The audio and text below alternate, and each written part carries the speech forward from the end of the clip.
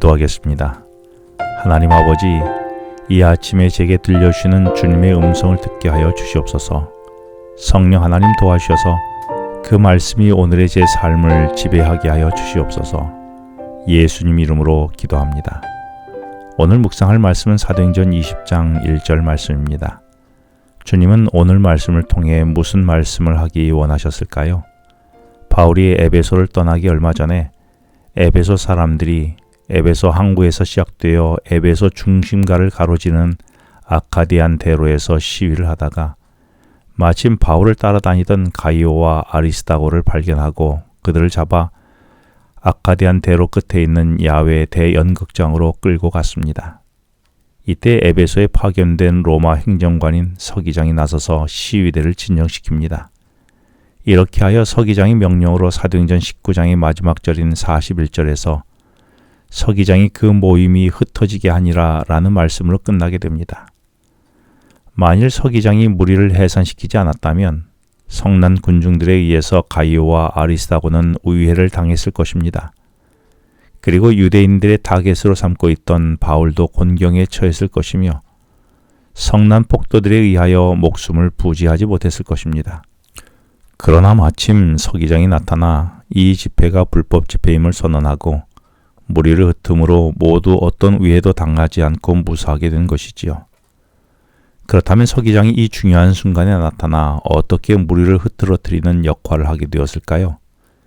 이 사건을 통해서 눈에 보이지는 않지만 서기장의 배후에서 하나님의 백성을 보호하시고 지키시는 하나님을 우리는 똑똑히 볼 수 있지 않을까요? 그렇습니다. 하나님은 결코 실수하지 않으시며 낮의 해가 나를 상치 못하고 밤의 달도 해치지 못하도록 보호하시는 분이십니다. 하나님은 나를 지키시는 분이심을 나는 믿습니까? 그 믿음은 얼마나 확실합니까? 흔들림이 없습니까? 그렇다면 오늘 나의 삶에서 두려움이 제거되어야 하지 않을까요?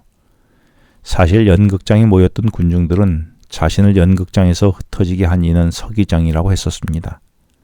왜냐하면 그들은 오직 현재 보이는 것만 보는 외눈의 인생이었기 때문이지요.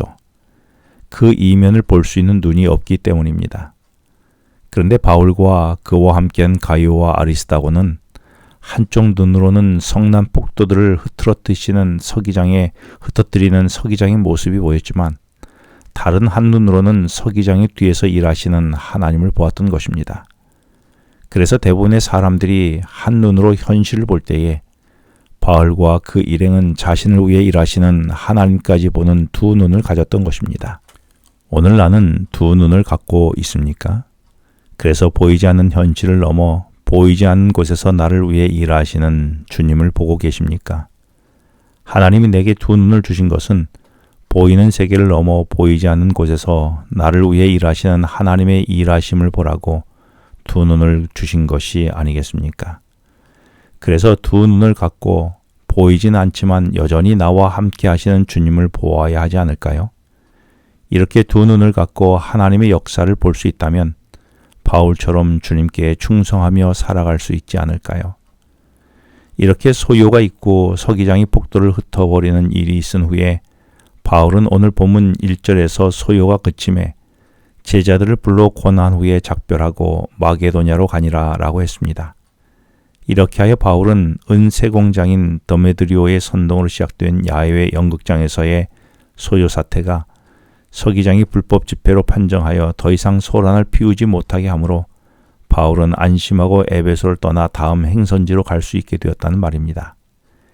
이제 바울은 떠나기 전에 에베소에 남은 제자들을 불러서 자신이 떠난 후에도 흔들림이 없이 주님을 쫓아 살아가도록 믿음을 북돋아주고 권면한 후에 바울은 에베소의 제자들과 작별했습니다. 그리고 2차 선교 여행 때에 세운 빌립보, 데살로니가, 베레아가 있는 마게도냐로 건너가게 됩니다. 바울이 1절에서 말한 작별은 바울에게 있어서 에베소의 제자들과의 마지막 이별이었습니다.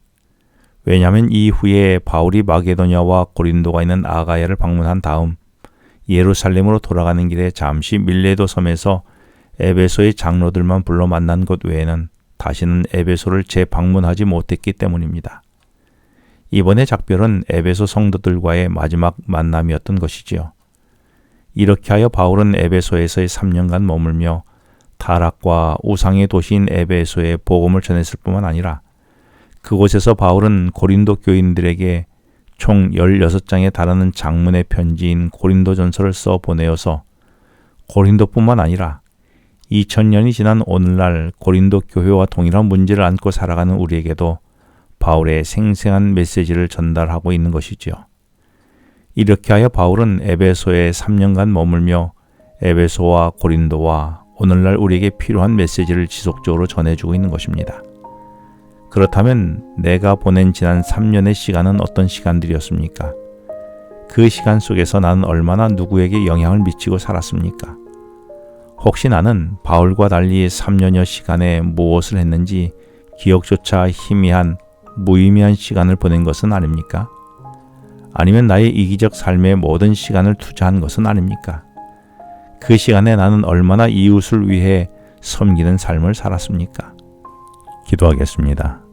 하나님 아버지, 오늘 저로 하여금 저를 지키시는 하나님에 대한 온전한 믿음을 두 눈으로 보게 하여 주시고 제게 주어진 시간을 기억되는 시간으로 사용되게 하여 주시옵소서. 예수님 이름으로 기도합니다.